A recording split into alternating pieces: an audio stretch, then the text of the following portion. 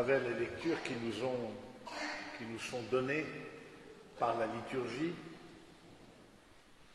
eh bien nous avons une réflexion sur ce qu'est un appel. Et j'allais dire, c'est à travers l'appel que la Vierge Marie a reçu et qu'elle a ensuite transmis cet appel à sa cousine Élisabeth, nous avons l'archétype de tout appel.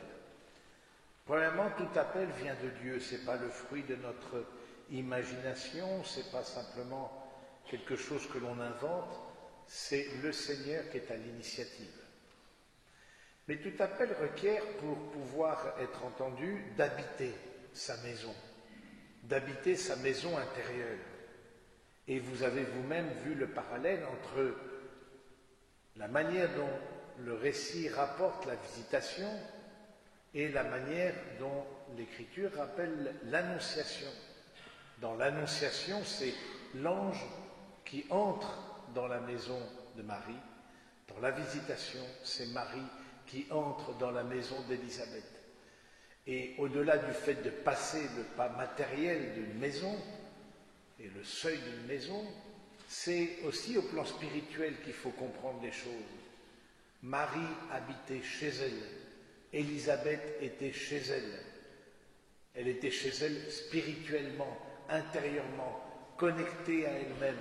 Elle était dans son cœur profond. Et du coup, elle a entendu l'appel.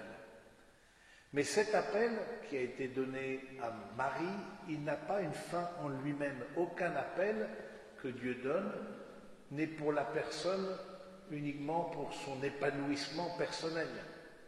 Cet appel, il est en vue d'être communiqué.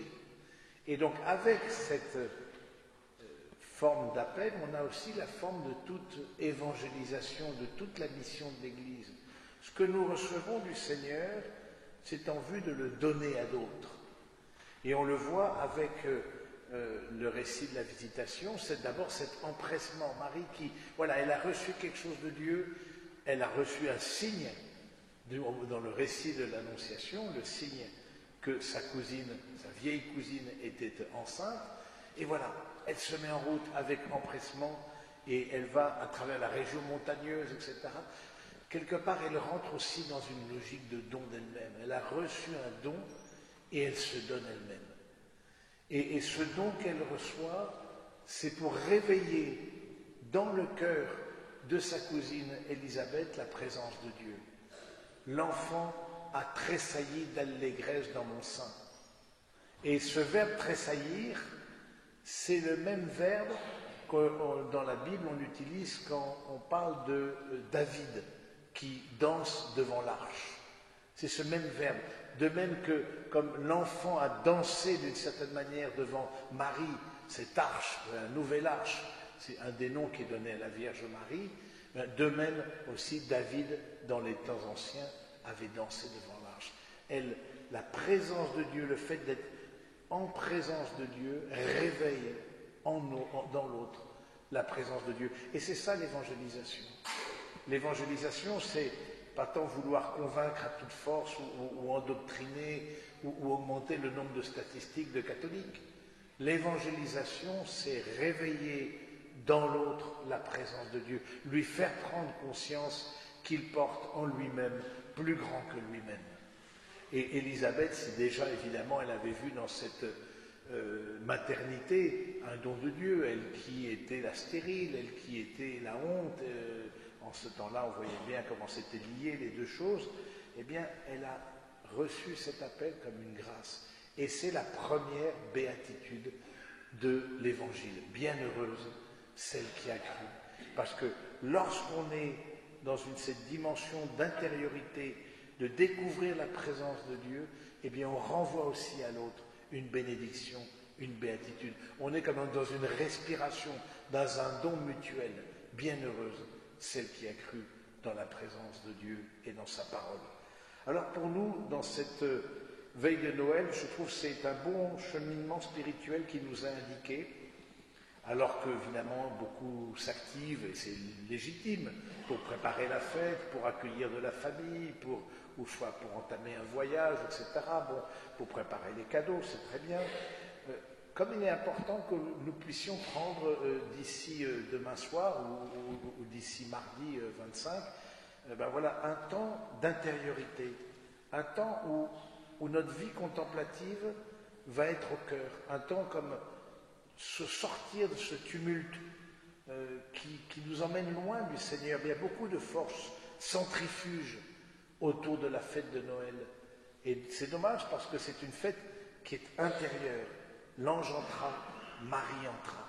C'est une fête qui demande d'être habitée intérieurement, d'être comme reprendre contact ou affermir cette présence de Dieu reçue au baptême. Alors oui, le Seigneur nous demande, contre toute attente, contre l'esprit du monde, qui vit dans une grande agitation, et en particulier dans notre pays, nous demande de nous recueillir, nous demande à nouveau d'être en sa présence, nous demande de faire silence, nous demande d'être des âmes de prière, parce que Marie est une âme de prière, Élisabeth est une âme de prière, et c'est dans le silence et la prière que l'on peut vivre de façon tellement puissante la nouvelle de la naissance du Sauveur. Et de fait, vous regardez, dans les textes qui vous seront donnés pour la liturgie de Noël, eh bien, on voit que c'est un mystère de silence et c'est un mystère de prière. Marie n'est pas accueillie à l'hôtellerie, comme vous le savez, elle va, dans une crèche, elle est loin des autres, dans une certaine solitude,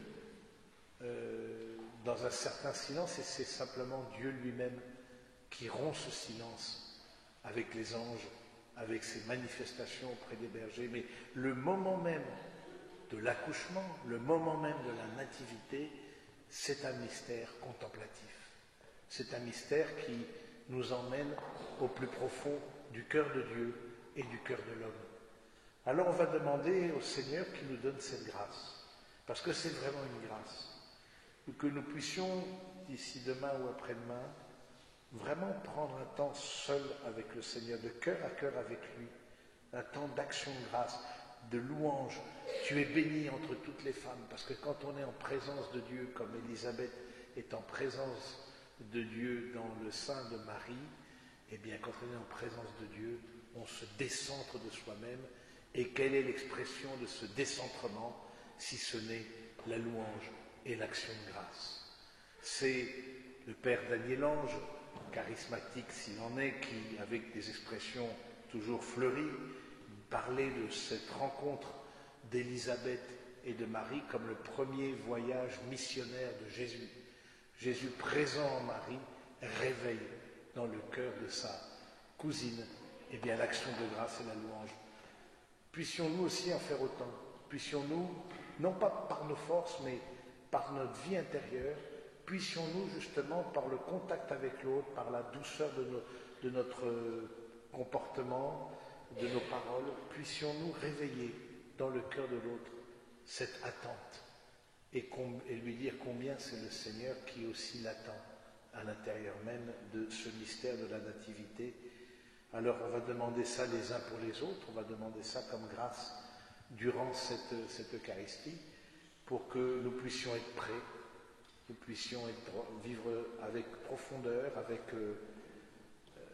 une vraie vie de foi, cette nativité. Vous le savez, chaque fois qu'on célèbre des grandes fêtes, des grands mystères de notre foi, c'est pas simplement célébrer quelque chose qui, dans les temps anciens, est arrivé. Non, c'est pas comme quand on célèbre le 14 juillet. Non, quand on célèbre les mystères de notre foi, eh bien ces mystères-là sont présents à nouveau devant nous. Ils sont à nouveau là. Les grâces de Noël est présente, la grâce de Noël est présente à chaque nativité que l'on célèbre.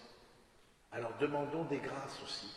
Demandons des grâces pour nous-mêmes, demandons des grâces pour nos familles, parce qu'on voit bien que nos familles aussi ont besoin de grâce, de réconciliation, et de ce point de vue-là, Noël n'est pas forcément une fête facile en famille, parce qu'il y a tout qui se rassemble, tout qui prend une dimension beaucoup plus forte à travers cette fête.